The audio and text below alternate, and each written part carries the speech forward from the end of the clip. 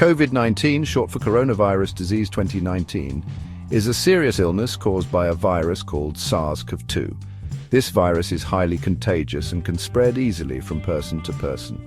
It surprised the world, spreading rapidly across countries and continents. This rapid spread is what makes it a pandemic. The virus spreads mainly through respiratory droplets.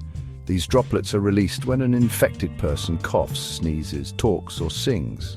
If you are close to someone with COVID-19 and breathe in these droplets, you can become infected. You can also get infected by touching a surface that has the virus on it and then touching your mouth, nose, or eyes. That's why it's so important to wash your hands often and avoid touching your face. COVID-19 affects people differently. Some people have no symptoms at all, while others get very sick. The elderly and people with underlying health conditions are at higher risk for severe illness. The virus enters the body through the nose, mouth, or eyes. From there, it travels to the respiratory system, primarily affecting the lungs. Once inside the lungs, the virus attaches to healthy cells and begins to multiply. This attack on the lungs can lead to various respiratory problems, such as difficulty breathing, coughing, and chest pain. In severe cases, it can cause pneumonia, acute respiratory distress syndrome, and even respiratory failure.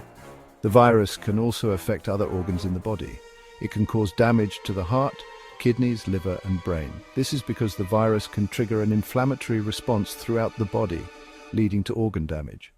COVID-19 can also have long-term effects on the body, even in people who had mild illness. Some people experience symptoms like fatigue, shortness of breath, and difficulty concentrating for months after infection. This is known as long COVID. When the body encounters the COVID-19 virus, the immune system kicks into action to fight it off. White blood cells, which are part of the immune army, recognize the virus as an invader and launch an attack.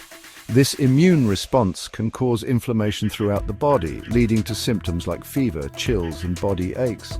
While this inflammation is a natural part of the immune response, it can sometimes become excessive and harmful.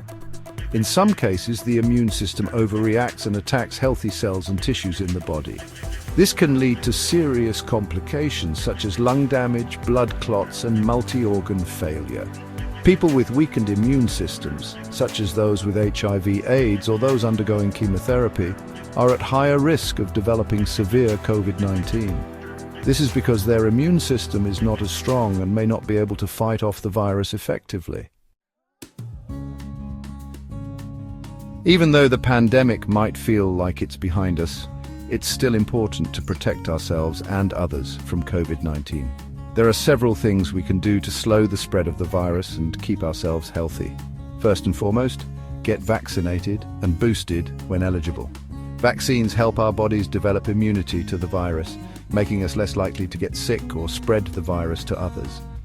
Practice good hand hygiene by washing your hands frequently with soap and water for at least 20 seconds. You can also use hand sanitizer with at least 60% alcohol if soap and water aren't available. Maintain physical distancing by staying at least 6 feet away from people you don't live with, especially indoors or in crowded settings. This helps reduce the risk of inhaling respiratory droplets from an infected person. If you're feeling sick, stay home and isolate yourself from others to avoid spreading the virus. Get tested to confirm whether you have COVID-19 and follow your doctor's recommendations for treatment and isolation.